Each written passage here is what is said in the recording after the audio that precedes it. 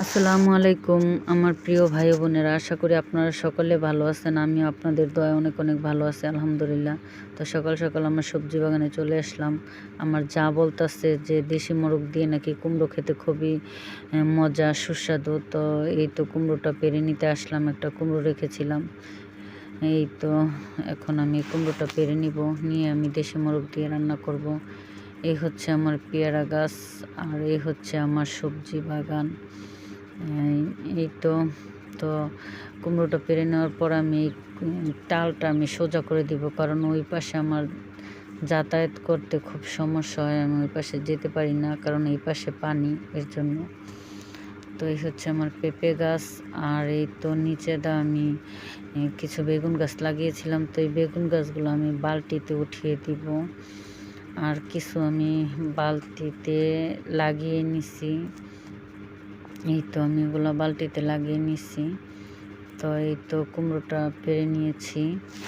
আর হচ্ছে এই গাছটা আমার ঝড়ে পড়ে গিয়েছিল, তো অনেক পেঁপে ছিল, ওগুলো আমি খেয়ে নিচ্ছি। আর আত্মীয় স্বজনকে কিছু দিয়েছি। এই হচ্ছে এই পেঁপেটা রেখেছি পাকার জন্য, যখন পারি আপনাদের সাথে শেয়ার করব। আর আরও কিছু পেঁপে ধরে আছে ছোট ছোট। আর এই হচ্ছে আমার বাগানের অবস্থা, দেখুন প্রচুর পরিমাণের সিম গাছ, আর ওই পাশে মিষ্টি লাউ গাছ, আর এই হচ্ছে ধুন্দুল গাছ। তো এই ধুন্দুল গাছটা আসলে আমার গাছটা কিন্তু এই তো আমার খামারে চলে আসলাম। এই হচ্ছে আমার খামারের দেশি মুরগি। এই তো আমি এখন দেখি কোন মোরগটা নেওয়া যায়, দেখি কোন মোরগটা নিয়ে রান্না করা যায় ওই কুমড়োটা দিয়ে।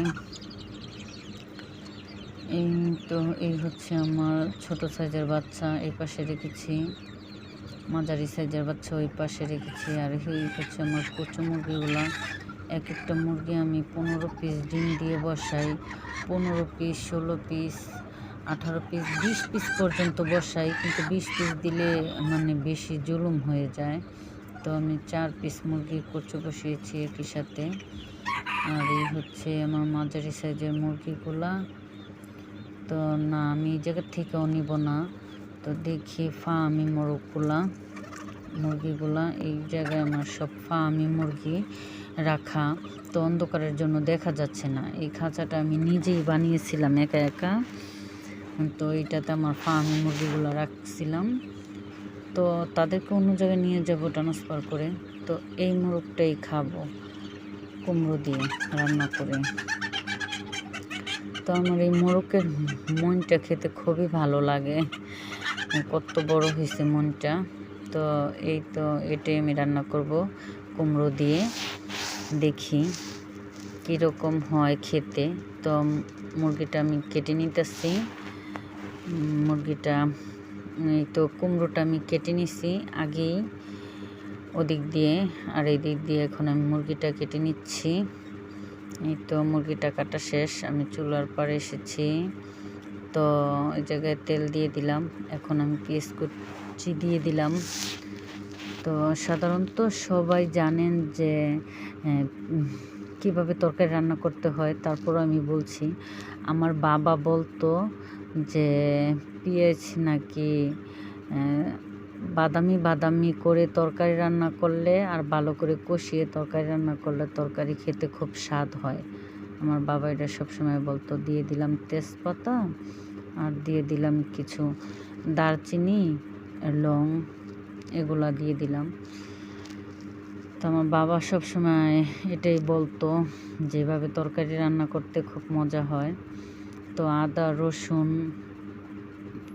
আদা বাটা, রসুন বাটা, জিরা বাটা দিয়ে দিলাম। এখন দিয়ে দিলাম মরিচের গুঁড়ো, দিয়ে দিচ্ছি হলুদের গুঁড়ো, দিয়ে দিচ্ছি স্বাদ মতো লবণ, দিয়ে দিচ্ছি ধনিয়ার গুঁড়া, আর এখন দিয়ে দিলাম পানি পরিমাণ মতো। তো এখন নেড়ে চেড়ে কষাতে দেব। এই তো মশলাটা কষে গেছে, এখন মাংস দিয়ে দিলাম। তো মাংসটা কষিয়ে নিব, এখন আমি ঢাকনাতে ঢেকে দেব। তো মাংসটা কষানো শেষ, এখন আমি কুমড়োগুলো দিয়ে দিব। তো কুমড়োগুলো দিয়ে দিচ্ছি।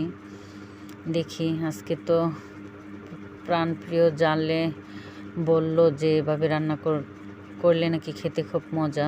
তো খেয়ে দেখি কীরকম মজা। তো নেড়ে চেড়ে ঢেকে দেব।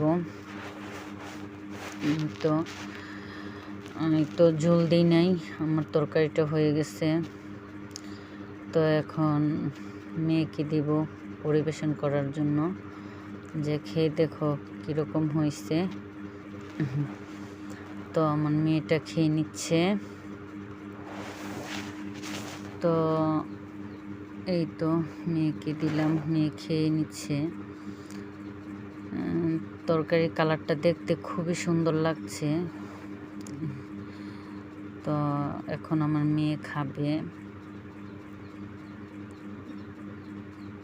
তো আসলে এই তরকারিটা খেতে খুবই মজা ছিল। না খেলে জানতামই না, বুঝতামই না যে কুমড়া দিয়ে দেশি মুরগি রান্না করে খেতে যে এত মজা। তো আপনারাও খেয়ে দেখবেন যে কতটা মজা। খেতে খুবই ভালো ছিল, খুবই মজা ছিল। আজ এই পর্যন্তই। ভালো থাকবেন, সুস্থ থাকবেন। আল্লাহ হাফেজ।